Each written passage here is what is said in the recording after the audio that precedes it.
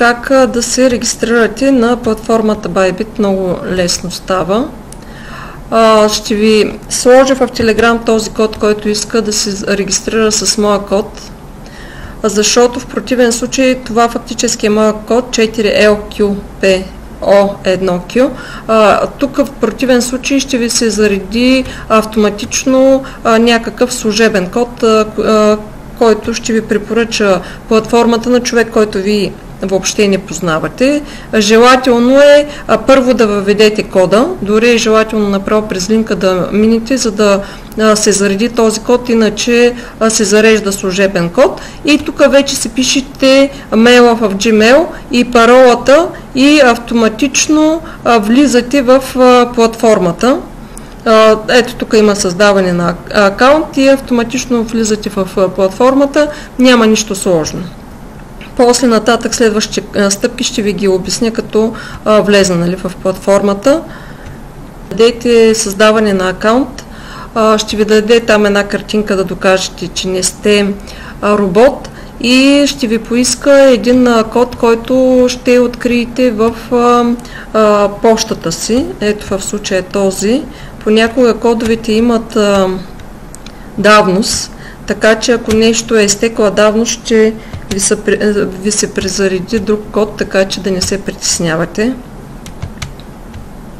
Сега ще видим, този най-вероятно е изтекал. Не, добре, влезнахме. Ето, влезнахме вече в платформата. Тук дават някакви си награди. Съответно, чакай малко да преведеме на български. Ето, за добре дошъл ни дават някакви награди, които най-вероятно не че ще ви ги дадат налични, ще са от таксите, ще се приспадат от таксите.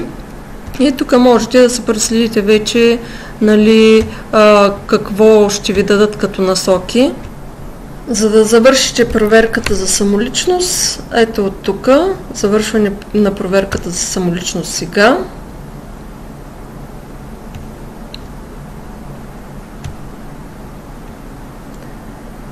Така, проверете.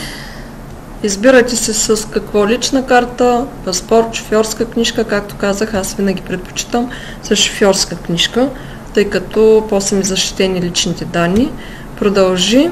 И тук ви обясняват да бъде ясно, да няма отблясъци, нещо не се вижда, да не е размазано, да не е прекомерно изрязано, например като държите картата с пръсти, някъде да не прикривате прекалено много. Продължи. И тук вече трябва да ви се включи камерата. Ето, включи се. Значи, държите така, аз съм взела някаква там произволна карта. Гледайте нали, пръстите прекалено много да ни прикриват и да влезне в това правоъгълниче. Давате да бъде заснето. След това ще ви поиска акцепт, когато дадете, ще поиска да вратните съответно